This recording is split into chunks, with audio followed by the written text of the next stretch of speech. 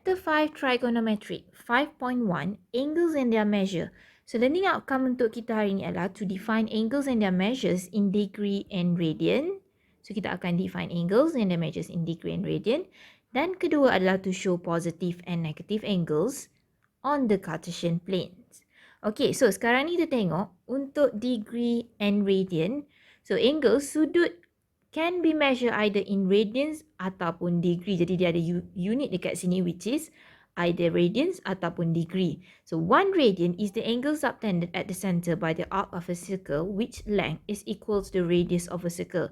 So maksud dia dekat sini, okay, kita nampak kat sini ada bagi satu gambar circle.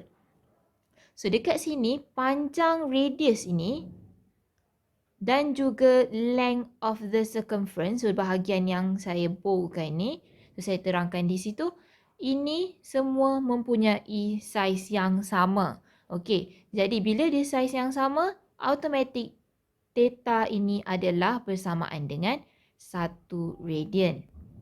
Okey, which is 1 radian adalah lebih kurang bersamaan dengan 57.2958 degree. Okey, so dekat sini, okey, kita tengok, so 1 revolution is equal to 2 pi. Jadi apabila untuk satu pusingan bersamaan dengan 2 pi radian, which is 360 degrees, makanya half of revolution 180 degree bersamaan dengan pi radian. Jadi kita akan gunakan the fact yang 360 degree equal to 2 pi radians untuk convert in between two measures. So ini merupakan formula yang kita akan gunakan untuk exchanging the units. Okay, so radian ke degree, theta times dengan 180 over pi, manakala degree kepada radian, theta times dengan pi per 180. Okay, seterusnya kita move kepada checkpoint 1. Okay, untuk soalan ni saya minta awak tukarkan sedikit. Okay, so sepatutnya convert these angles to degrees. Okay, so once you change this question, so kita akan tengok soalan A, pi over 6 rad. Okay, so kita nak tukarkan daripada radian kepada degree. Jadi kita akan darabkan dengan 180 per pi. Okay, so dekat situ bila once you darabkan 100 pi over 6 times dengan 180 over pi. Okay, so once you times, you akan dapat 30 degree. Okay, yang seterusnya soalan B. 7 pi over 4 rad. So sama juga daripada radian tukar kepada degree, kita akan darabkan dengan 180 per pi. Okay, so dekat sini once you times dia, kita akan dapat 315 degree. Okay, move on kepada soalan C. 4.2 pi rad dekat sini. So 4.2 pi rad times dengan 180 over pi. Okay, so awak akan dapat jawapan 756 degree. So seterusnya soalan D, contoh yang terakhir untuk tukarkan kepada degree, 2.5 rad. So kita akan guna direct times dengan 180 over pi. So dekat sini awak akan dapat 143.24 degrees. Okay, now kita move kepada soalan 2. Okay, soalan 2, convert these angles to radian. So kita akan tukarkan kepada radian. So nak tukar kepada radian, ingat again, macam tadi, times 180 over pi. So yang ni dia terbalik sikit je. Times dengan pi per 180. Okay, so 45 degree, soalan A, 45 degree times dengan pi over 180. So awak akan dapat jawapan di sini ialah pi per 4 rad. Okay, yang seterusnya 150 degree. Okay, darab dengan pi per 180. Awak akan dapat jawapan 5 per 6 pi rad. Okay, kita move on to soalan C. 254.2 degree. So 254.2 degree times dengan pi over 180. So jawapan kita akan dapat ialah 1.412 pi rad. Okey, yang seterusnya soalan D. 35 and a half, okey, degree. So, sama juga boleh tekan calculator direct. 35 and a half times with pi over 180. So, dekat sini awak akan dapat jawapan 71 over 360 pi rad. Okey. So, dekat sini sama ada kita boleh tulis dalam bentuk fraction ataupun 0.0197 pi rad. Okey. Perlu tulis rad ni sebabnya dia menatakan yang kita dah tukarkan dia kepada radian instead of dia berada dalam angles.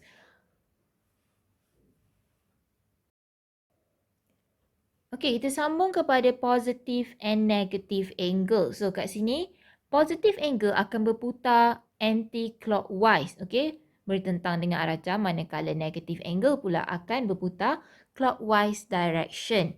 Okay, now let's look at this example to understand better. Okay, positive angle, nampak dekat sini, dia akan bermula daripada paksi ni. Okay, sini adalah 0 degree. Dan berpusing macam ni untuk dapatkan positive angle. The same goes with other. So, dia akan pergi ke sini.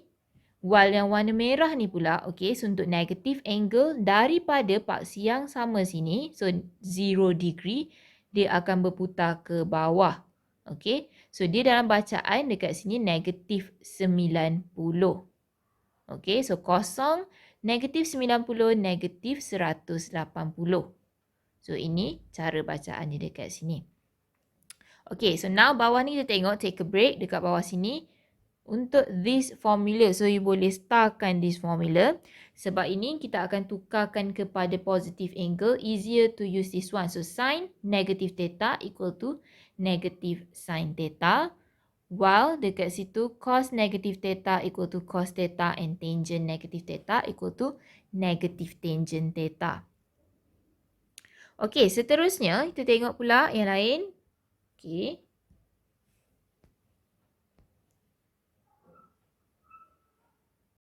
Okay, chapter 5, Trigonometric 5.2, Trigonometric functions. So, learning outcome to define the trigonometric ratios by unit circle approach, to define tangent theta, secant theta, cotangent theta, and cosecant theta in terms of sin theta and or cos theta. So, including complementary angles. So, sekarang, yang C, to find the exact value of trigonometric functions for some special angles. D, to determine trigonometric function for any angles. And last one, E, to solve basic trigonometric equations. Okay, so trigonometric ratios and complementary angle. Jadi dekat sini kita ada satu gambar segitiga. So the following diagram shows the 6 trigonometric ratios. Daripada sini, once you ada one triangle, satu segitiga dekat sini, kita akan ada satu sudut 90 darjah. Okay, so yang bertentang dengan 90 darjah ini adalah hypotenuse. Okay, yang bertentang adalah hypotenuse. And then yang bertentang dengan theta ini, okay, so adalah opposite. While yang ada dengan selari ataupun di sini selari dengan ini, okay, adalah adjacent. Jadi kita gunakan Chpater. Sin theta equal to opposite over hypotenuse. So kita akan ambil dia punya length dekat situ. And then cos theta equal to adjacent over hypotenuse. While tangent theta equal to opposite over adjacent. Okay, ini penting untuk awak tahu dan juga this one. So, dekat sini kita ada cosecant theta is equal to 1 over sin theta. Secant theta equal to 1 over cos theta. Cotangent theta equal to 1 over tangent. Okay, one of the trick yang saya rasa mudah untuk awak hafal dekat sini, okay, untuk memudahkan awak hafal this one, ialah 1 over sin. So, sin ni adalah S. So, you look, tengok pada huruf di tengah-tengah ataupun saya panggil huruf ketiga, the third alphabet pada bahagian tu. Okay, so macam cosecant. So, S di tengah, 1 over sin. While secant, the third alphabet adalah C, 1 over cos. While this one, cotangent, T, 1 over tangent. So, it's an easier way to remember untuk cari dia dekat situ in terms of sin and cos. Okey, so tambahan dekat sini, cotangent theta juga boleh ditulis dalam bentuk 1 over tangent. Which is, tangent theta equal to sin theta over cos theta. Therefore, untuk cotangent theta, so bersamaan dengan cos theta over sin theta. Okay, so boleh ditulis dalam bentuk cos theta over sin theta. Okay, next tengok ialah complementary angles are the set of two angles such that their sum is equal to 90. So for example, 30 and 60 are complementary to each other. Okay, thus the two x and y are complementary if angle x plus angle y equal to 90. So ini adalah complementary angle punya formula. Sin theta equal to cos 90 minus theta. So cos theta equal to sin 90 minus theta and tangent theta equal to cotangent 90 minus theta. So sini juga ada lagi yang kita boleh gunakan dekat sini. Okay.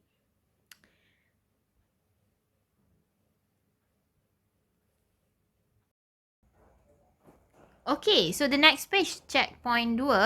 Soalan 1, if sin theta equal to 12 over 13. Okay, kita highlightkan maklumat yang dia ada. Okay, and theta is an obtuse angle, find cos theta and tangent theta. Okay, so what happened here? Kita akan lukiskan dalam bentuk quadrant. Obtuse angle is in between 90 degrees to 180 degrees. So bermaksud triangle kita berada pada bahagian ini. Okay, so theta is here. Opposite will be this one. Hypotenuse will be this one. And this is your adjacent point.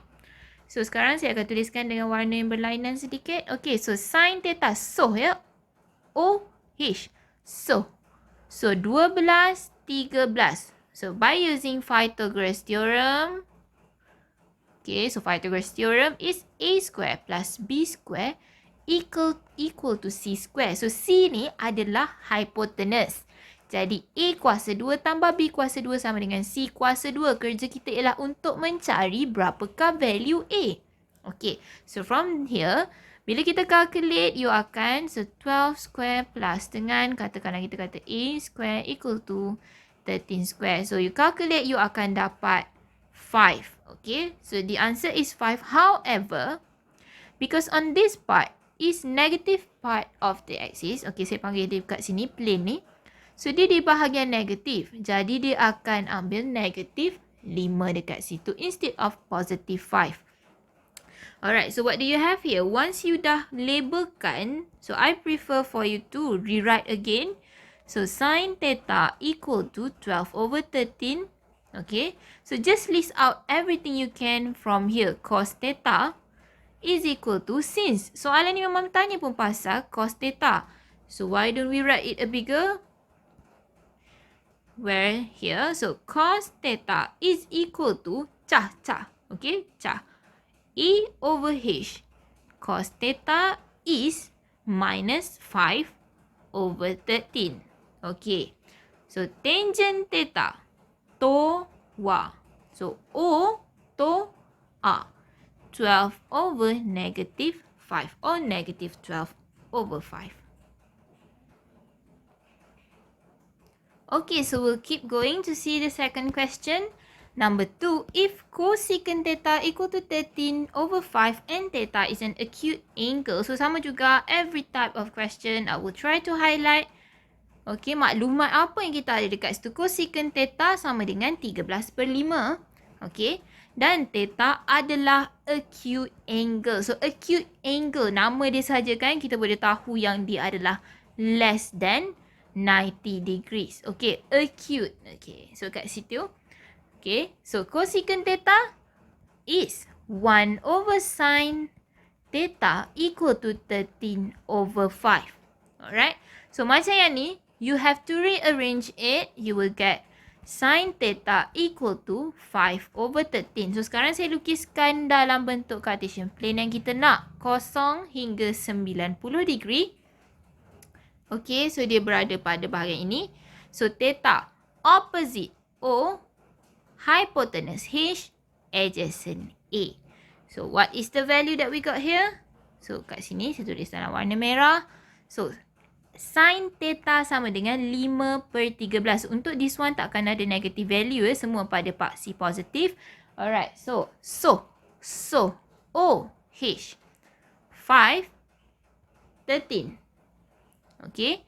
So dekat sini 5/13 gunakan Pythagoras theorem, the same thing, you akan dapat 12 pada bahagian ini. Okay, so now what happen is we'll try to find tangent theta, sin theta, secant theta and cotangent theta. So dekat sini, tukar dulu. Okay, warna biru. So now we are going to find tangent theta. So tangent, A, 5/12. Okay. Sin theta. So kita dapat tadi 5/13. Secant theta. So which is equal to what? 1/cos theta. Therefore we have to find cos theta first.